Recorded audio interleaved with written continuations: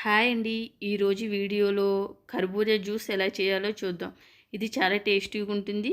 ఇప్పుడు సమ్మర్ కాబట్టి చాలా మంచిది. తప్పకుండా ట్రై చేయండి. ఇది కేజీ వరకు ఉంటుంది కర్బూజా. దీంట్లో 2 రకాలు ఉంటాయి. మీరు ఏదైనా తీసుకోవచ్చు.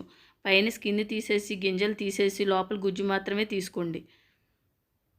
ఈ విధంగా మొత్తంగా కట్ చేసుకున్నాక ఒక మిక్సీ గిన్నె తీసుకుని, అందులో గుజ్జు వేసుకుని, కాచి చల్లార్చిన పాలు వాటర్ గ్లాస్‌తో గ్లాస్ వేసుకోండి. ఐస్ కూడా వేసుకోండి. ఐస్ వేసుకోకపోయినా పర్వాలేదు. తీపి కోసం 3 స్పూన్ల తేనె వేస్తున్నాను.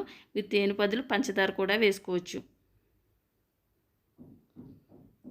చిన్న టీ స్పూను ఇలాచీ పొడి వేస్తున్నాను. ఇలాచీ పొడులు మీరు 2 ఇలాచీలు వేసుకున్నా పర్వాలేదు. దీన్ని మిక్సీ వేసుకుని ఇవి గ్లాసుల్లోకి తీసుకున్నాక కొన్ని జీడిపప్పు పలుకులు, కొన్ని బాదం పప్పు పలుకులు వేసుకోండి.